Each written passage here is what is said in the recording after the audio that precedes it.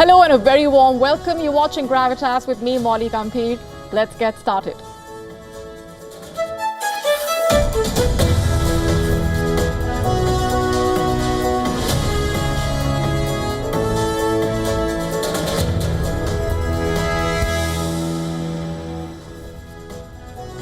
Our top story tonight on Gravitas comes from West Asia. Bombs shattering the uneasy peace there. Israel accusing Hamas of failing to return the body of hostage Shiri Babas. Hamas saying it was investigating a possible error in identifying human remains handed to Israel. There is a lot to pack in. We join the dots for you to get you the bigger picture. And here's a look at what else is lined up for you on the show tonight. China's so-called Batwoman has found a new coronavirus. We tell you what is known so far. We tell you all about the CIA's biggest purge in 50 years, as it's being called. This and lots more coming up.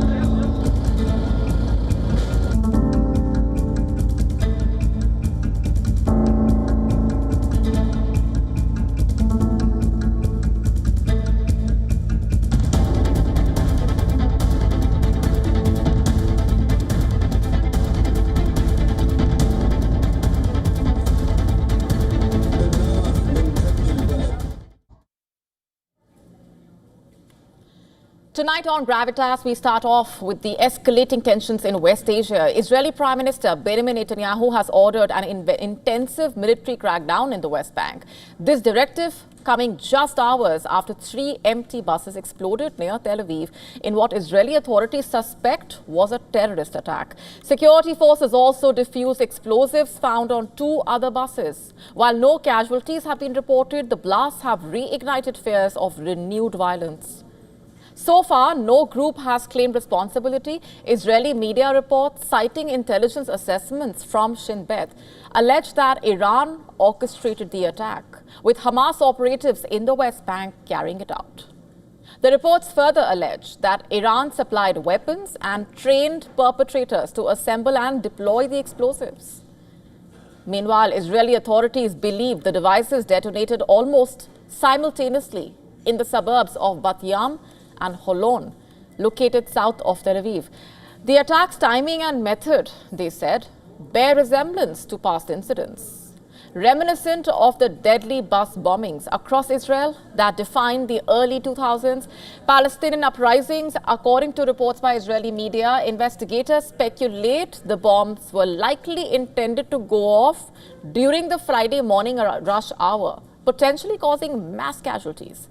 Israeli police said the explosives matched those previously used in attacks originating from the West Bank. Meanwhile, the Israel Prime Minister Benjamin Netanyahu has vowed strong retaliation.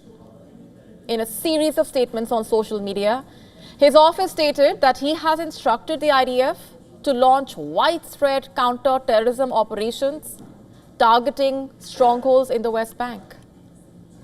Additionally, he has directed security forces and intelligence agencies to intensify efforts to prevent further attacks inside Israel. In the latest, just coming in, Israeli media reports saying that Netanyahu visited West Bank's Tulkarm refugee camp amid Israeli counter-terror operation. Meanwhile, AFP saying that Netanyahu has ordered more military raids in West Bank. Meanwhile, the Israeli defense minister has also announced an expansion of the military operations by the IDF reportedly, particularly targeting the Tulkarm refugee camp and other refugee camps across the West Bank. Hours after the explosions, in fact, the IDF deployed 3 additional battalions to the region, signaling an imminent military escalation. A statement from the IDF warned that further offensive action could follow if the security situation worsens. The IDF has also confirmed the detention of nearly 90 terror suspects in the West Bank over the past week, with 5 arrested overnight in Iqtaba near Tulkarm. Additionally, Israeli security forces have reportedly sealed off multiple checkpoints leading into the West Bank, restricting movement as a precautionary measure. Since launching its crackdown on January 21, Israel has established hundreds of checkpoints across the West Bank, remember, justifying the measures as necessary to disrupt militant operations, allegedly backed by Iran. Earlier this week itself, Israel expanded its military actions in West Bank beyond Jenin refugee camp, forcing thousands of Palestinians to flee their homes as security operations extended into additional refugee camps. Palestinian refugee camps in the West Bank were originally set up to house those displaced in the 1948 war that led to Israel's creation. Today, these camps have become focal points in the ongoing conflict. Israel's military offensive has caused widespread displacement, with humanitarian organizations warning of a crisis reminiscent of the upheaval following the 1967 war, when Israel seized control of the West Bank, Gaza, and East Jerusalem.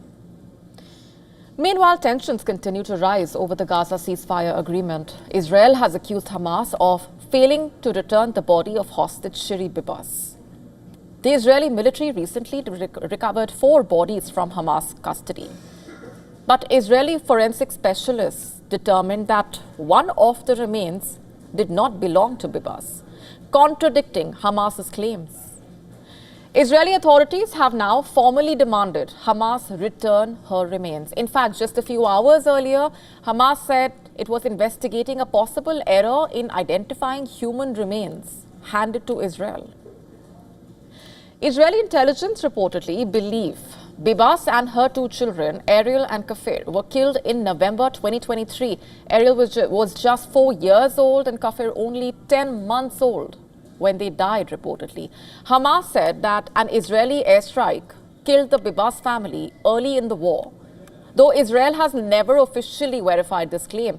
Meanwhile, thousands of grieving Israelis gathered in Tel Aviv's Hostages Square to mourn the 4 hostages returned by Hamas. The crowd observed a minute of silence, paying tributes to the victims. Netanyahu condemned Hamas for what he described as a cruel and evil public handover of bodies.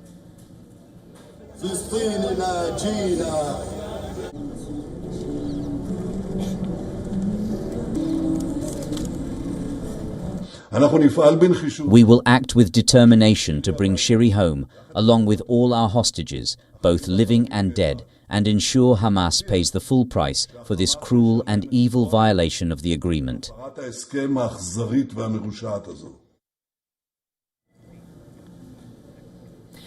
And as the situation intensifies, the uneasy peace in West Asia has once again been shattered. And the coming days may bring even more turmoil.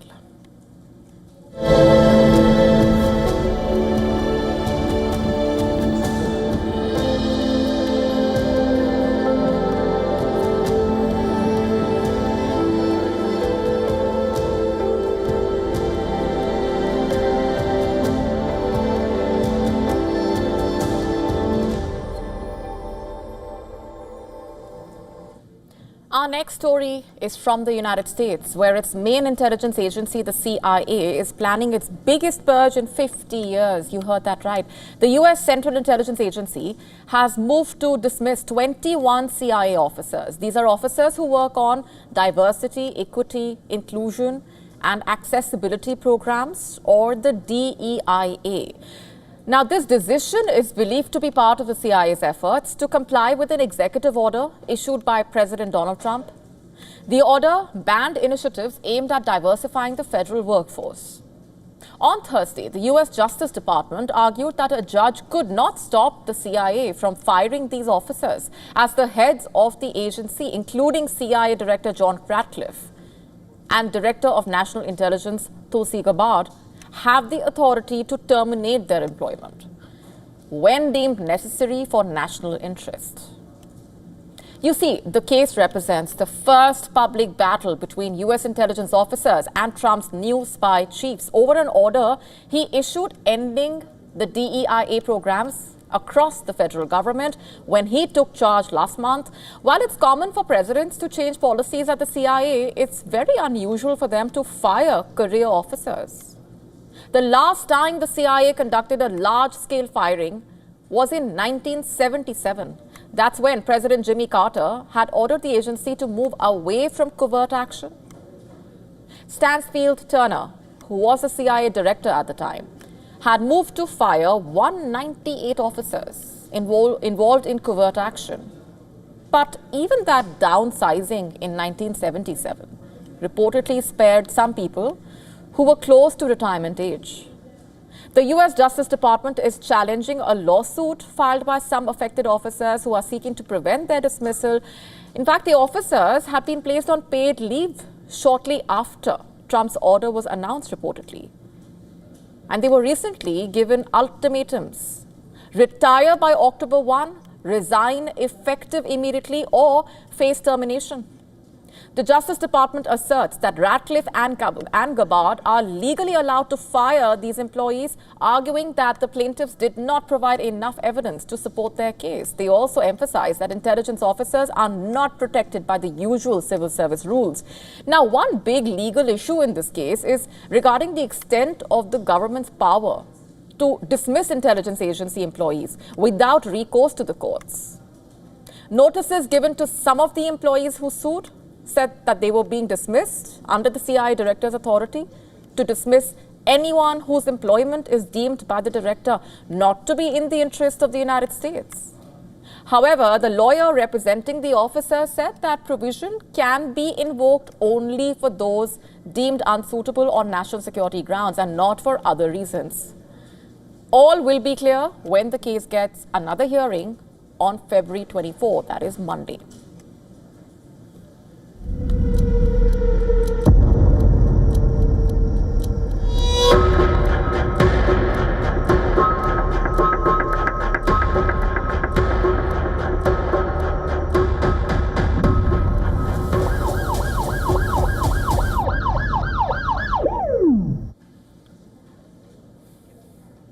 Shifting focus for now, a shocking new discovery from China is triggering serious concern about another potential pandemic. According to reports, a team of Chinese researchers have identified a new bat coronavirus capable of infecting human beings. Shi Zhengli, a prominent virologist often called the Bat Woman for her extensive work on bat coronaviruses, led this research at the Guangzhou laboratory. Her team included experts from the Guangzhou Academy of Sciences, Wuhan University, and the Wuhan Institute of Virology. This latest discovery reveals a new strain of the HKU5 coronavirus, first detected in a Japanese bat in Hong Kong. The newly identified virus belongs to a class of virus which also reportedly causes the deadly Middle East Respiratory Syndrome, or MERS virus. Researchers, in fact, have confirmed that this strain binds to human receptors just like SARS and the virus responsible for COVID-19. Let that sink in. And this critical similarity has raised a lot of fear that the virus could have the potential to jump from animals to human beings. And what's even more alarming is that the researchers have found that the HKU5 coronavirus can not only bind to bats and humans, but also various mammals. And this means the virus could infect multiple species, increasing the risk of transmission to human beings.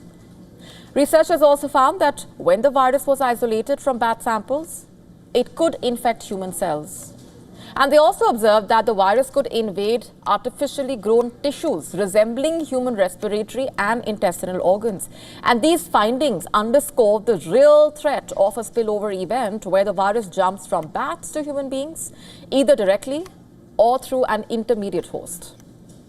The study warns that this class of bat virus poses a high risk of infecting human beings. And this subtype of virus already includes 4 known species: the MERS coronavirus, 2 bat coronaviruses and 1 found in hedgehogs. Due to its potential danger, the World Health Organization recently added this type of bat virus to its list of emerging pathogens, requiring urgent monitoring for pandemic preparedness. According to reports earlier this month, another team of researchers from the University of Washington in Seattle and Wuhan University published a study in Cell with slightly different findings. Their research suggested that while the HKU5 strain could bind to bat and other mammalian receptors, it did not bind efficiently to human receptors. However, Xi's team countered this conclusion and warned basically that the strain might have a broader host range and a greater ability to jump between species. Xi's team, though, acknowledged that the strain's efficiency in infecting human beings is significantly lower than that of COVID-19. But the question remains, is the world prepared really for what lies ahead?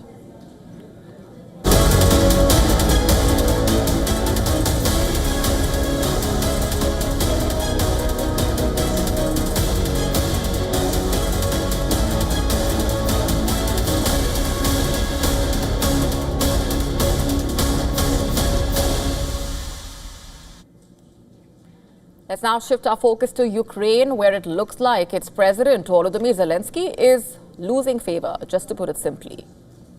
According to reports, if elections were to be held today, Zelensky would suffer crushing defeat. And by whom, you ask? His former commander-in-chief, Valery Zaluzhny. You heard that right. Zelensky would lose to Zaluzhny by a large margin if elections were held in Ukraine today. This is according to a new report by the newspaper The Economist, where it basically cites internal polling. According to The Economist, many Ukrainians are clearly frustrated with their war leader. According to data it gathered, Zelensky would lose a future election by 30% to 65% to Valery Zaluzhny. That is, if the former commander runs for office. Right now, Zaluzhny serves as Ukraine's ambassador to the UK. The Economist reports further. The Economist report, in fact, further claims that in sharp contrast to the 90% popularity he supposedly enjoyed during the early days of the war in 2022, Zelensky's trust ratings have hit a low of 52% last month. But that's not the only poll. Another survey conducted by Sociological Center found that Zelensky's approval rating stands at around 16% as of February 2025. Meanwhile, Zaluzhny enjoyed the support of 27.2% of the respondents. The question over Zelensky's popularity at home was recently raised by US President Donald Trump, in fact, on Tuesday, when he told reporters basically that Zelensky's popularity was down at a 4%. Not just that, Trump had said that calls for new elections are not a Russia thing, quote unquote, but rather something coming from me and coming from many other countries also, quote unquote. And responding to the US president's claim, Zelensky suggested on Wednesday that Trump had fallen for what he called, quote unquote, Russian disinformation. He also cited a January poll from the Kiev International Institute of Sociology that says that 57% of Ukrainians trusted him. Zelensky's remarks did not sit well with Trump, who blasted Zelensky in a post on his Truth Social platform later that day, calling him a dictator without elections, quote unquote. On Thursday, the White House National Security Advisor, Mike Waltz, also reprimanded Zelensky publicly and warned him to tone down the criticism against Trump, especially after all that the US has done for Ukraine. And the Russians have also questioned Zelensky's legitimacy to hold peace talks, if any. Last month, Russian President Vladimir Putin said that Zelensky no longer has the legitimacy required to sign official agreements. Zelensky's 5-year presidential term expired in May 2024, and he has refused to hold elections since, citing martial law. And as for Ukrainian soldiers on the ground, they say that they will support the country for as long as they are needed to. Listen in. If there is an election, I will look at the candidate. I am indecisive right now, and I don't want to concentrate on the elections right now because I am on vacation. There are a lot of questions that need to be asked about President Zelensky's presidency. A lot of things could be done better, but we have what we have at the moment and not much can change. In Ukraine's Kyiv, there is a mixed bag of emotions when it comes to the public support that Ukraine's President Zelensky enjoys. But what people have been calling on to the international community is to respect the local laws and the constitution of the country. Anas Malik in Kyiv, in Ukraine for WION, World is One. And before we move on, let's just tell you what else is lined up for you on the show tonight. What is the X factor in the Trump 2.0 cabinet? We get you the answer. You don't want to miss this. A class 10 student in India has reportedly died of a heart attack. Extremely concerning pattern of even young people suffering from heart attacks. We tell you all that you need to know and what the experts are saying. All this and more coming up.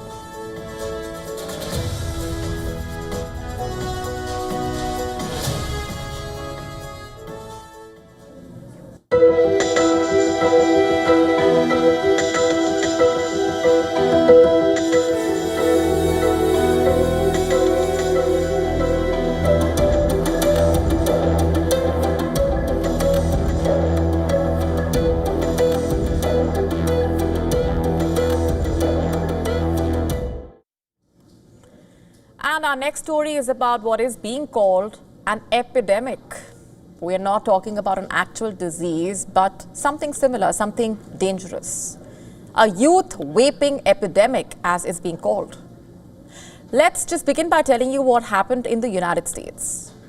New York has sued several large e-cigarette manufacturers, distributors, and retailers, saying that they fueled a youth vaping epidemic by selling products with cartoonish packaging and flavors, like strawberry cereal donut milk. The move came on Thursday and carries far-reaching implications. We'll get into that in just a bit. Let's just first get you the larger picture. Across the world, in different parts, a crackdown has been underway as far as vaping is concerned. In fact, Vietnam and the Maldives joined around 33 countries to prohibit vaping. The list includes India, Brazil, New Zealand, among others.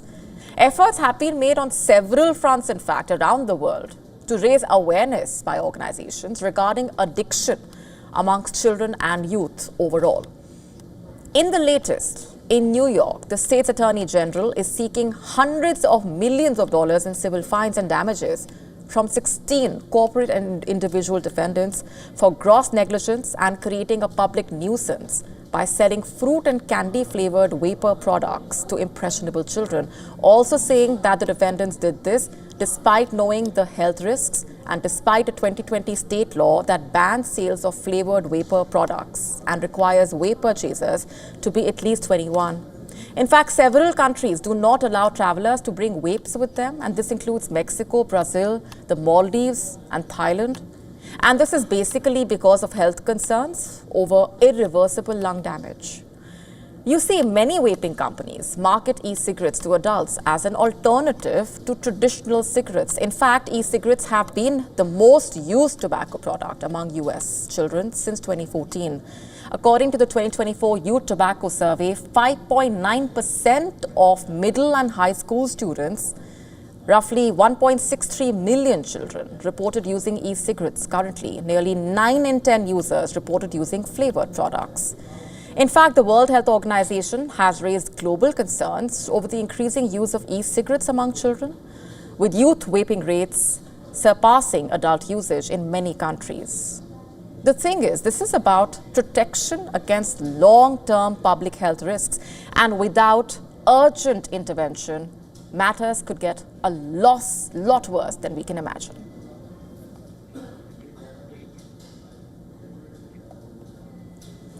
And our next story is heart-wrenching, for real. In a shocking incident, a class 10 student in Telangana in India collapsed and died on her way to school, reportedly due to a heart attack. I know this is shocking. Such a young person suffering from a heart attack is extremely concerning. It was a regular day for the 16-year-old girl. On Thursday morning, she was walking to her school when she suddenly experienced chest pain and within minutes reportedly collapsed just outside the school premises. Even as a school teacher noticed her and immediately rushed her to a hospital, it was unfortunately too late. Her death is shocking, and teachers and students have expressed grief at her passing away at such a young age, that too due to a heart attack. You see, similar incidents have been reported in the recent months. A 6th standard student from Aligarh's Siroli village died of heart attack during a practice run for his school's annual sports day. Not just that, a few days ago, an 8-year-old girl from the same district also died of a heart attack while playing with her friends. Now, this is extremely difficult to digest and very concerning.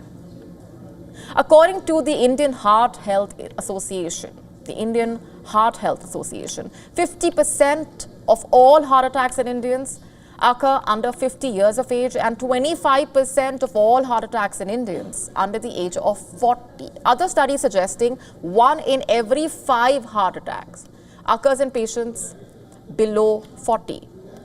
1 in every 5 heart attack occurs in patients below 40. And not just people in their 40s and 30s. Heart attacks are visibly rampant in people as young as in their 20s or even below.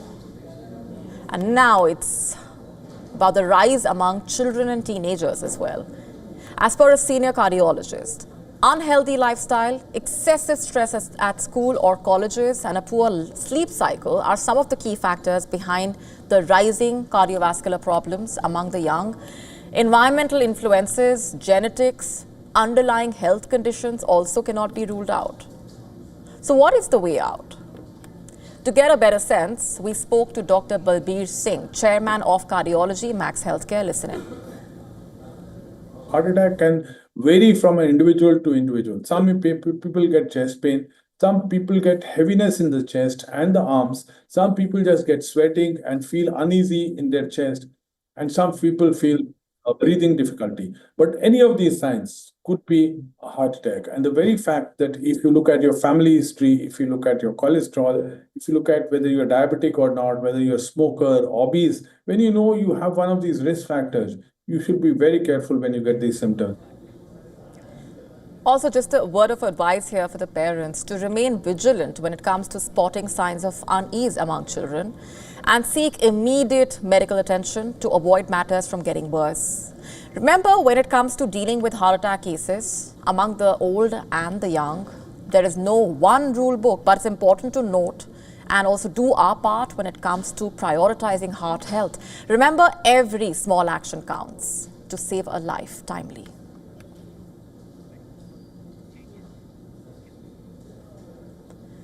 Are you tired of getting stuck in those annoying traffic jams? Well, no more waiting, no more science fiction. Flying cars are real, and in fact, they are taking off right now. Our next story, taking a closer look at how the future of transportation is changing faster than anyone imagined.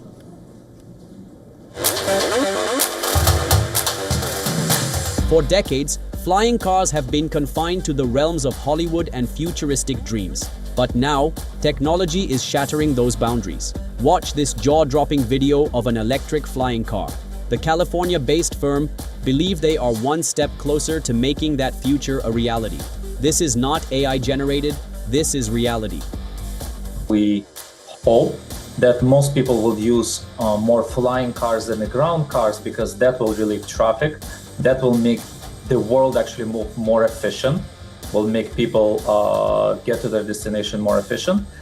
The ultralight model, zero prototype with a sleek design and an all-electric powertrain, has already secured 3,300 pre-orders, with a starting price of $300,000 backed by investors like Tim Draper, an early Tesla backer who also supports SpaceX. Aleph Aeronautics is pushing the boundaries of transportation, but they are not alone. Aerospace. Giants like Boeing and ambitious tech-driven firms, including a startup backed by Google co-founder Larry Page, are racing to develop personal air transport solutions. These companies are building vehicles that blend elements of jets, helicopters, and autonomous navigation to redefine urban travel. As major players race to develop autonomous aerial vehicles, the era of personal flying transport might arrive sooner than expected. Bureau report, WION World is one.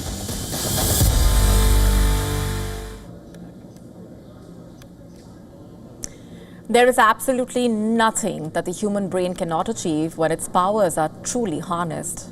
Case in point is this 20-year-old Indian college student, Vishwa Rajkumar, who has won the Memory League World Championship, an online competition basically that tests participants' ability to memorize and recall information at high speeds, which included memorizing the order of 80 random numbers as quickly as possible. 80 random numbers. How many would you be able to memorize? Let's just tell you about a remarkable feat that will leave you in awe before you answer that. According to the Memory League website, Rajkumar is currently ranked #1 with a score of 5,000. His process basically is extremely interesting, which is a quick hack for remembering everything that's thrown at him. He claims to store short stories he creates for each set of words in different locations of something that he calls a memory palace. During the competition, when asked to repeat 80 set of random numbers displayed on the screen, Rajkumar was on fire and recalled all of them. That too, just in 13.50 seconds. Can you believe that? He jotted them down on his recall sheet. And not just numbers, he also recalled details of 30 images in just 8.40 seconds. And all correctly, obviously. Quite a remarkable feat indeed. Now, what's the secret behind his success? You might be wondering, for those also wanting better memory, perhaps. He claims hydration helps boost memory as well as speed. He drinks a lot of water. Well, that might just be your cue to start drinking more water and stay hydrated.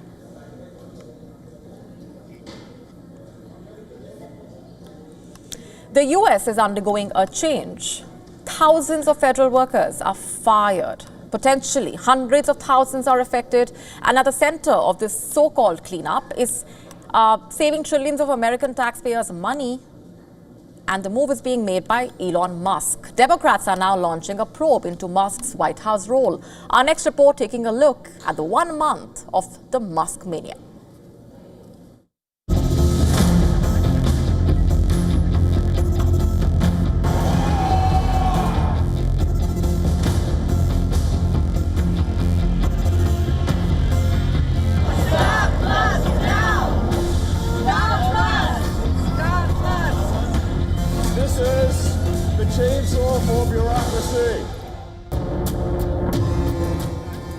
The world's richest person is tearing down Washington's centuries-old institutions.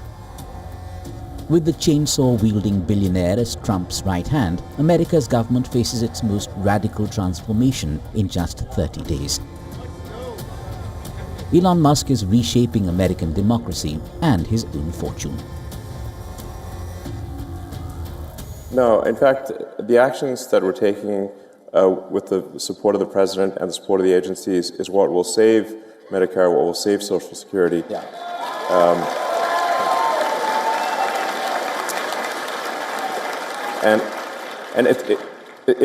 Because if the country goes insolvent, if all the money is just spent on paying interest on debt, there's no money left for anything. Yeah.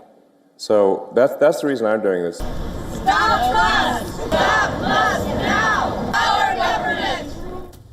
In just a month, thousands of federal employees have been shown the door as the White House and the Department of Government Efficiency implement sweeping layoffs. All departments have been ordered to prepare for large-scale reductions in force, with trillions in federal grant funds frozen. Musk calls it efficiency, but critics, especially Democrats, call it unconstitutional. Now, give me a break.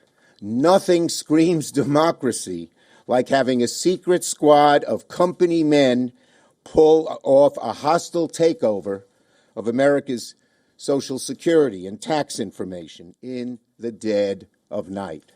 That is not democracy, Mr. Musk.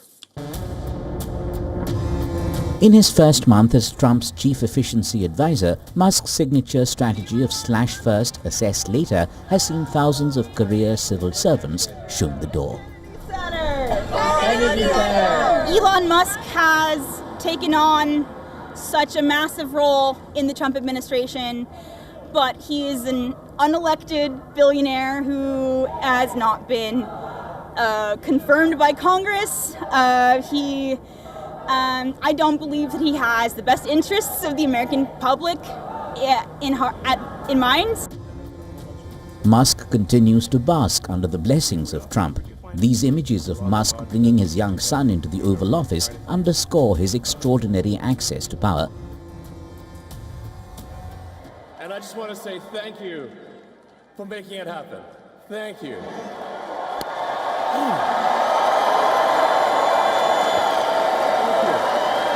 My heart goes out to you. Also, his so-called Nazi-style salute at a private gathering dismissed by supporters as mere provocation has only intensified scrutiny of his growing influence. Musk is not elected and gets not a single penny. So what's he gaining? Complain the loudest and the fastest. While the White House maintains that Musk serves purely in an advisory capacity, his $132 million investment in Republican campaigns has paid dramatic dividends.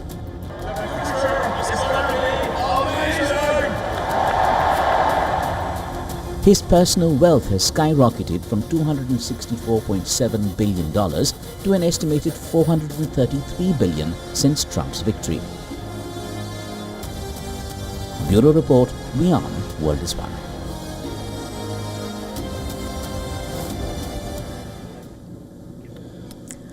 Shifting focus for now to Germany. The country will vote this Sunday in a snap general election after Chancellor Olaf Scholz's coalition collapsed in December. The campaigning for the polls is in its final stretch and will end shortly. The key election issues include migration, economy, defense spending, and the rise of the far right. Recent attacks, including a deadly incident at a Christmas market, have intensified the migration debate. In fact, the CDU is seeking stricter border controls and limits on family reunification. The AfD wants border closures, while the SPD supports deportations, but also wants more skilled workers. The Greens, on the other hand, are pushing for a more open asylum policy. Germany's economy is slowing, with growth forecast at just 0.7% for 2025, a major debate centering on the debt brake that limits government borrowing. The SPD and Greens want to relax it, while the FDP and AfD are opposing any changes.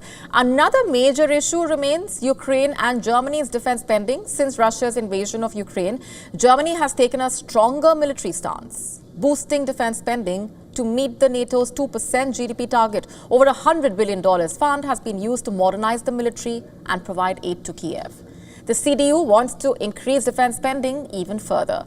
Scholz's SPD supports continuing military aid to Ukraine, but prefers a more cautious approach to funding.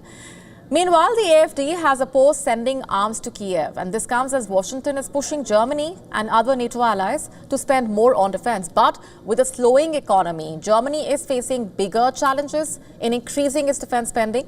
Meanwhile, support for the far-right AfD has surged, forcing mainstream parties to adopt a tougher stance on migration. The AfD also wants to exit the euro and possibly the European Union.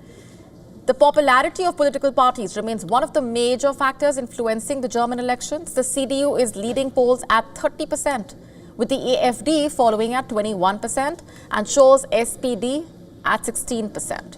The Greens holding 13%. Now, with no party expected to win a majority, the question is, what will be the shape of a potential coalition government? And we earlier spoke to our correspondent Trent Murray, who has been tracking those developments very closely. Listen in. all the candidates out on the trail trying to boost their vote right now, but certainly the trend line suggests that Germany is about to move rightward, and that is because not only is the CDU doing very well, but that AfD vote is now at historic highs according to these surveys. Where the difficulty will be, though, is that even if Alice Weidel and her party does very well on Sunday night for the AfD, they are unlikely to enter coalition negotiations, and that is because of a long-standing agreement in this country known as the firewall. It effectively is an agreement between the other mainstream parties not to work with, not to negotiate with the AfD. But nevertheless, if she does do very well on Sunday night, it will cement her as the official opposition leader here and potentially set her up for the next election. So look, still a lot of uncertainty right now around where things will go. We know those main issues continue to dominate the agenda, though: the economy, immigration, law and order, and certainly that is some of the attack lines that we are seeing against the Chancellor, who is really going to struggle here, I think, to secure a second term. 60 million eligible voters will head to the polls on Sunday, and as you rightly say, the decisions of the German voters are likely to have not just a big impact here in this country, but right across the European Union. Google is in the final stages of selecting locations for its first ever physical retail stores in India. According to a Reuters report, the tech giant is finalizing store locations in New Delhi and Mumbai, with Bengaluru and Gurugram also under consideration. The stores, in fact, are expected to span around 15,000 square feet and could open within the next 6 months. This move follows Apple's entry into India's retail space in 2023. Where it launched flagship stores in Mumbai and Delhi. Currently, Google sells its hardware in India through authorized retail partners. However, these new stores signal a shift in strategy to strengthen its presence in one of its key growth markets. Google's retail expansion coming as it looks to boost sales of its Pixel smartphones in India's premium segment. According to Counterpoint Research, in fact, Pixel holds just a 2% market share in this category, while Apple dominates with 55%. And by establishing a physical retail presence, Google aims to enhance visibility and compete more effectively with Apple. The company is also scaling up local manufacturing of Pixel devices, aligning with the Indian government's push for domestic production. And this move could not only help Google expand its market share, but also make its devices more competitive in terms of pricing and availability. Beyond retail, Google is expanding its presence in India with the launch of its new Bengaluru office, Ananta, spanning 1.6 million square feet. The facility can accommodate over 5,000 employees, doubling Google's workforce in the country. The company is also focusing on AI, with plans to work closely with Indian startups and researchers to develop solutions in key sectors like agriculture, healthcare, and finance. According to Google India's vice president, in fact, the company aims to make AI more accessible while also driving upskilling efforts to prepare the workforce for an AI-driven future.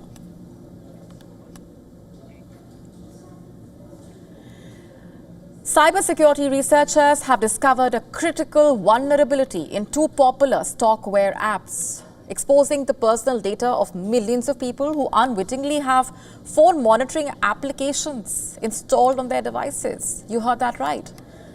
These stalkerware apps are Coco Spy and Spike, reportedly.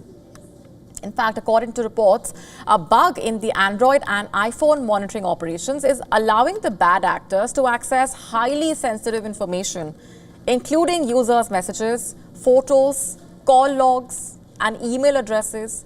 Stalkerware apps are used for digitally spying on someone, and they remain hidden on a victim's device while secretly and continuously uploading their data to a dashboard accessible only to the person who installed the application. Most phone owners are completely unaware their devices have been compromised. Coco Spy and Spike data leak is not the first time a stalkerware application has been compromised, in fact. According to a report by TechCrunch, since 2017, over 23 known surveillance operations have been hacked, breached, or otherwise exposed victims' highly sensitive data online. And these mishaps often stem from software bugs or poor security practices. This latest breach raises serious questions about the security of these applications and the potential for abuse, and it underscores the ease with which such invasive tools can actually be deployed, often without consent. And the implications, of course, are far-reaching. Not only is the privacy of millions at risk, but this breach also highlights the dangers of unregulated surveillance technology. The potential for misuse is immense. As technology advances, the need for robust security measures and ethical guidelines becomes critical.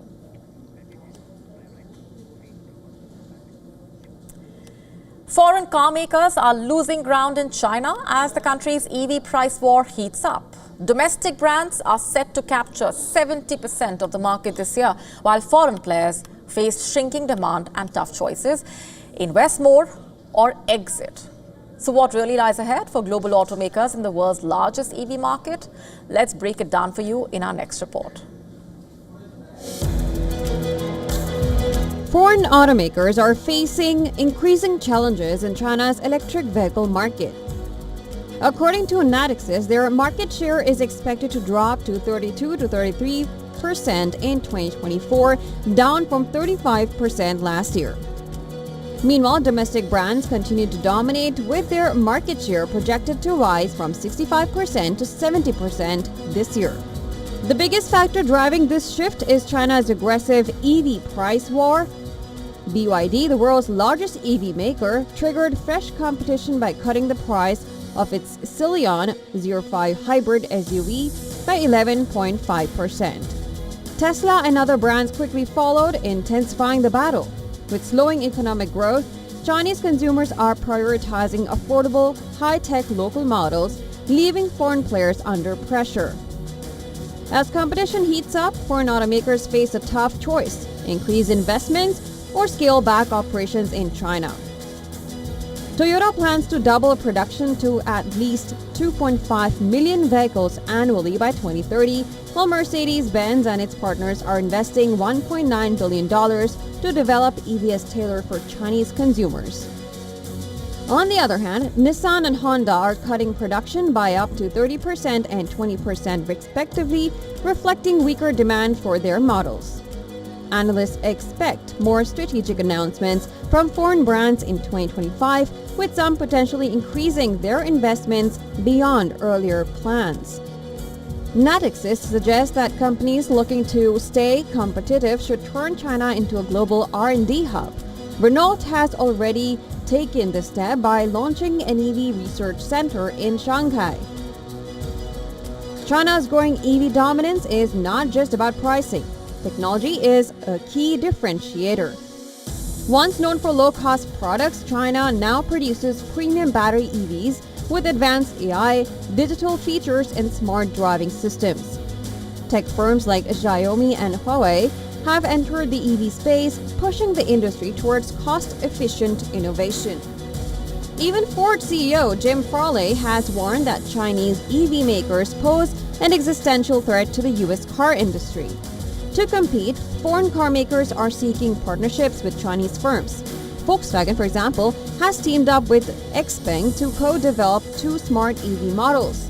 But as domestic brands continue to lead in affordability and innovation, analysts say foreign players must rethink their strategies to survive China's evolving EV landscape.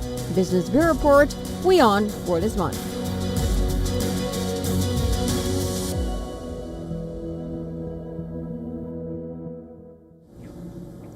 And with that, it's a wrap on this edition of Gravitas Tonight. This is me, Molly Gambhir, signing off. Have a good weekend. We're leaving you with Gravitas Worldview. Thanks very much for watching.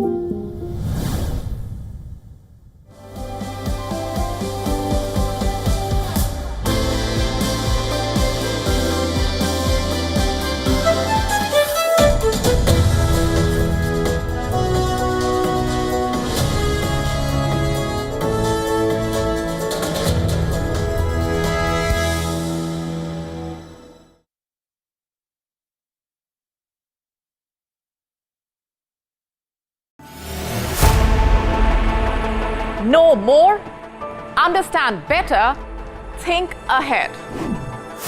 Hello and a very warm welcome. You are watching Gravitas with me, Molly Gambhir.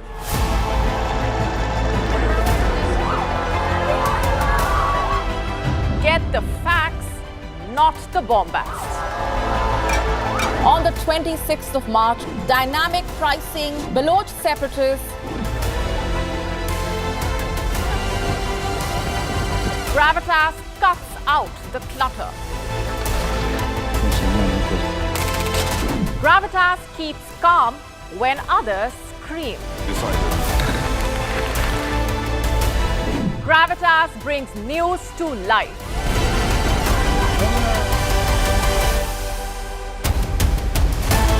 Weekdays, 9 p.m. IST, 3:30 p.m. GMT. Gravitas. Seeing is believing.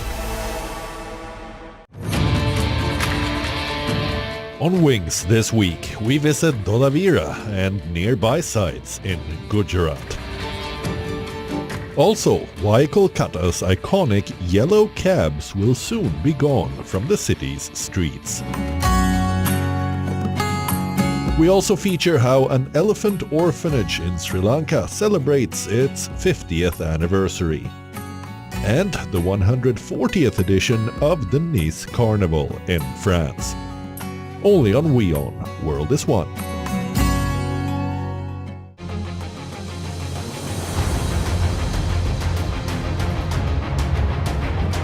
Pakistan's long wait to host a global cricket event is finally over. I assure every cricket fan and supporter that Pakistan is ready for the Champions Trophy. For the first time in almost 3 decades, an ICC event is being held in the country. India's refusal to travel to Pakistan adds an extra edge to the already fierce rivalry. Catch all the drama, action and controversy from both on and off the pitch, only on WION.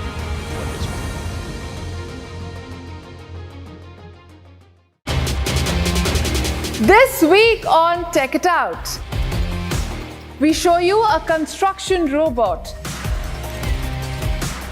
We also give you a sneak peek into the future of aircrafts and find out if your password is hackable or not. This and more on WION World is One at these times.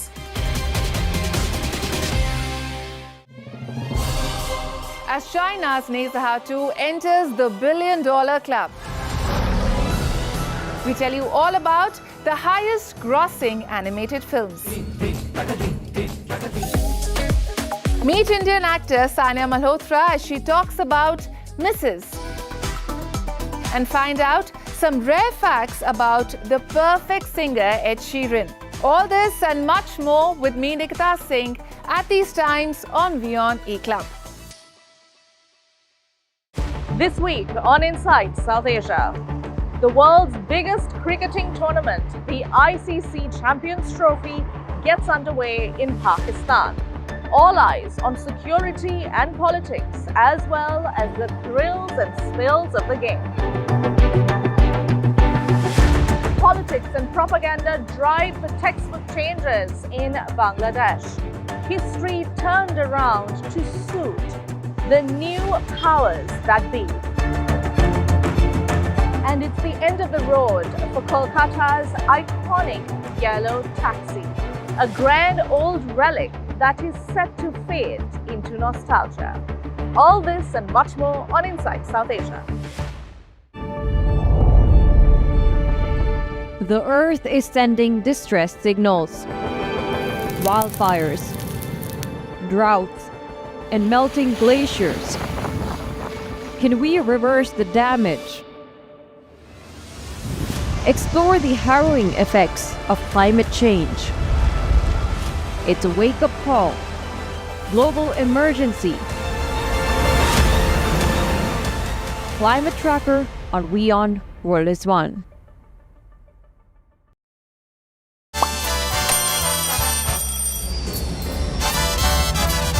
Nur